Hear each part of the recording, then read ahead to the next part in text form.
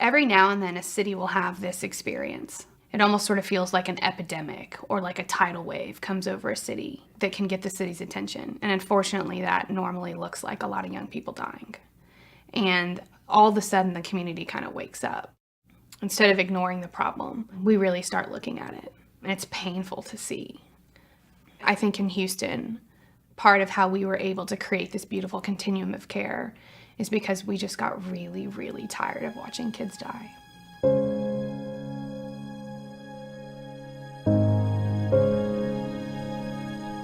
Young people are our future, and if we don't recognize their need for recovery, I just feel like that we're spinning our wheels.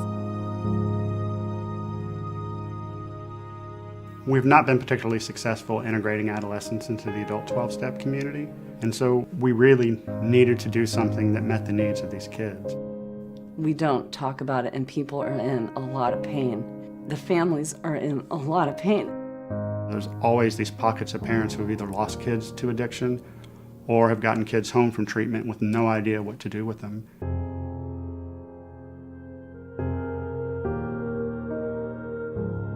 Alternative peer groups began here in Houston about 40 years ago, and they're part of this wonderful continuum of care that we have here in Houston. There are ways for us to engage a young person in recovery from 13, 14 years old all the way through college. There aren't a lot of communities that are doing that. It's one of the things that makes Houston so amazing. Every addict from a young age doesn't like who they are. An alternative peer group helps you have fun in your own way and be yourself without having to cover it up. It's their community, it's their friends, and rather than pushing them in, we're able to pull them in. For about the first year and a half of my sobriety, I was going to public school, and it became a real issue.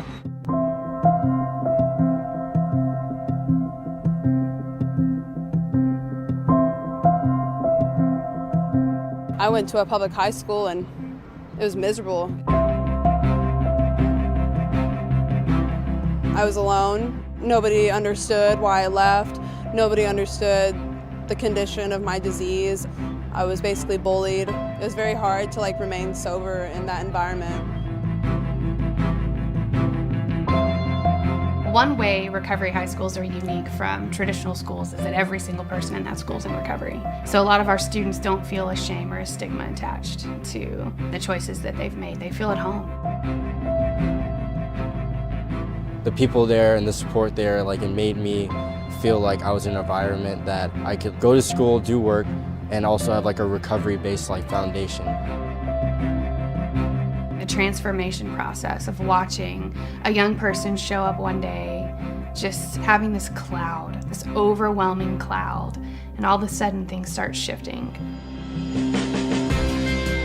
I have no words for it, man. These people are my family. They will go out of their way without any type of resistance to say I love you, and I have the common courtesy and respect and love for them to say the same thing back. You scrub someone clean, and then you put that beautiful seed into the soil, and if the soil's tainted, the seed can't grow. So this is about cultivating the soil of community. They get to demonstrate to a community that recovery is possible, recovery happens, and the benefits of change. When you can have somebody rise up above that, especially a young person who rises above all the negative, naysaying, all the doubting, there's nothing greater in the world to see. I want to help kids for the rest of my life. I want to give other kids opportunities that I was given because it changed my whole life.